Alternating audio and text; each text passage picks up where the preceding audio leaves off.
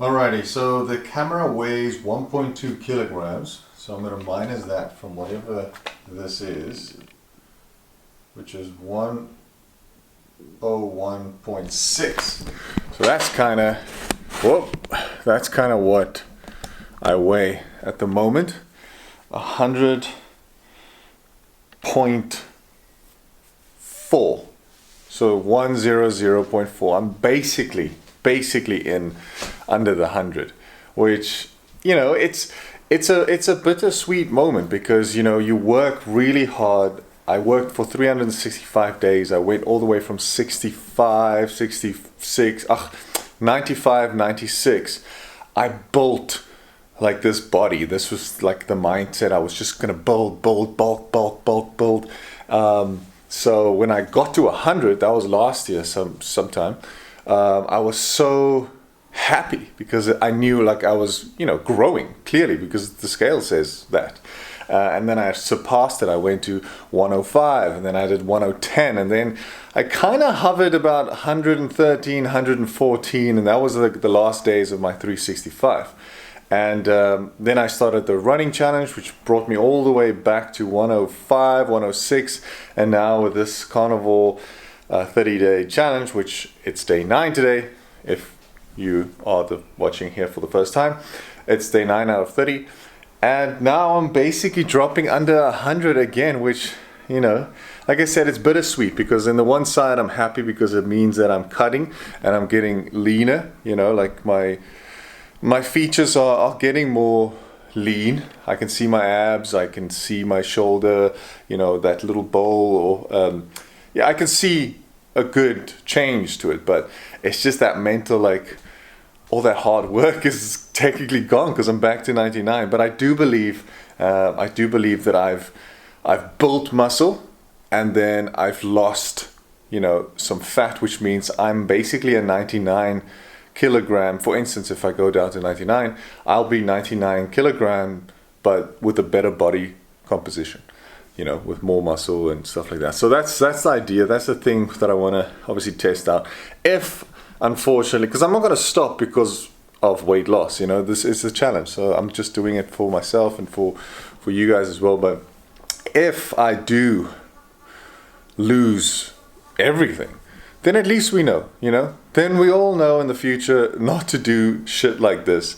Just bulk up and then try and lean down in a different way.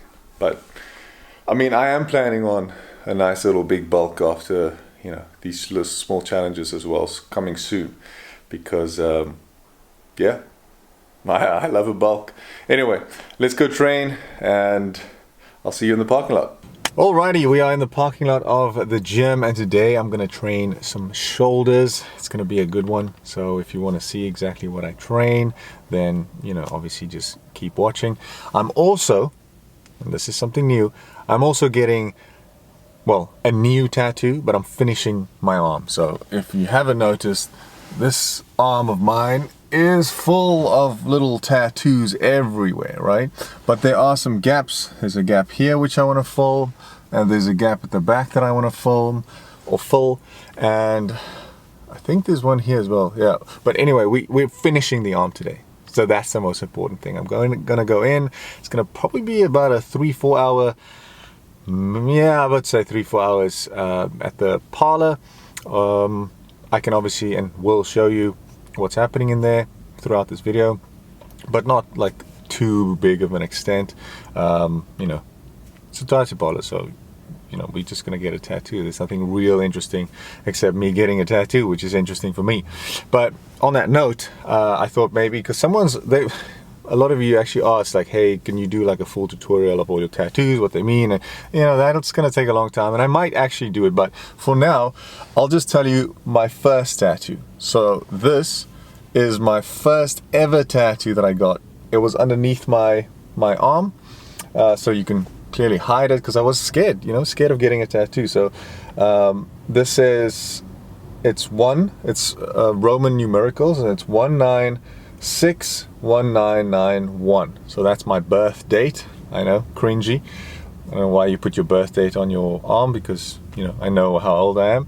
So that's my birth date, and it says Run Your Race. Now Run Your Race is it's a movie that I watched. Secretariat is a horse, a racing horse, and apparently in this movie, you know, he was very, very fast, but he didn't have the stamina to go all the way, so he's running all these short races. And eventually, like, there was this derby, I think, where it's a short race, a medium race, and a very long race. And the first race he won, obviously, because he's the fastest horse. Second race he also won. I guess he just, you know, did pretty well. And in the last race, no one ever has won all three. And apparently, according to these people, and I guess, you know, I'm not sure if it's true, maybe you can confirm that, is a horse, when it runs too fast and it's too, like, its heart can literally burst, like, bah!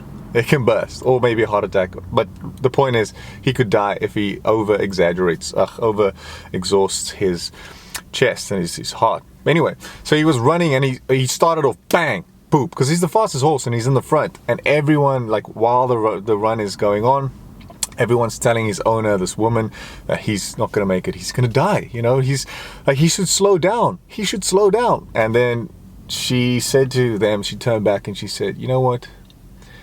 He's free, and he should just run his race. It's his time now, and he should just run his race. And he smashed those horses. I'm talking about, because of their pace, he was just so free and happy, and he just ran, and he kept up that space all the time, and he eventually finished first, winning all three on that derby, the last one with a massive lead. And it just, yeah, it's just beautiful, because we all have that little thing, right? This world, lifetime is quite long, and we need to run our race, regardless if we're gonna burst our heart or not, if we're gonna fail, if we're gonna fall. Just run it, man. This is yours. This is your race. So for a first tattoo, I don't think it's a bad one. I used to, you know, I look at it a lot sometimes, and I kind of remind myself of that message that we should just run our race, you know. And of course, biblically, they're talking about life's long race and how we should run it and live it. So it's all good stuff. It's all good stuff. But anyway, let's train some shoulders, and I'll see you afterwards.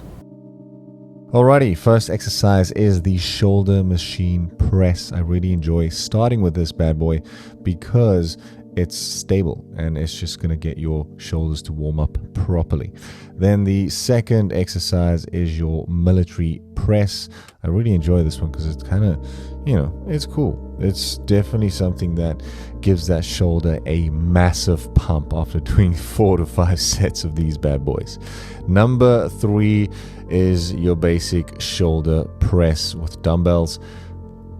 Yeah, it's a go-to. You can't really not do that when you do shoulders. It is the simple best one for shoulders, unless you do Arnold's, of course. Then the fourth exercise is your lateral raises. Also a big have to do when you do shoulders, just to make that nice solid wide shoulder pop. And don't forget number 5, the rear delts. You have to do those rear delts. Otherwise, you're going to be left with a front delt that pops out and then nothing at the back, and you look like hunchback whale or something. Or the Notre Dame hunchback. Then the 6th exercise is your shoulder shrugs, dumbbell shrugs. I enjoy these a lot, and also something that you cannot skip. Shoulders are really important, guys. Shoulders done. Quite happy with how it looks, you know. I was looking at my bicep today, and I was like, yo, I'm getting leaner. It's definitely from the meat, I must say. Especially like here. Like if I really, wait, let me see if I can hold my breath.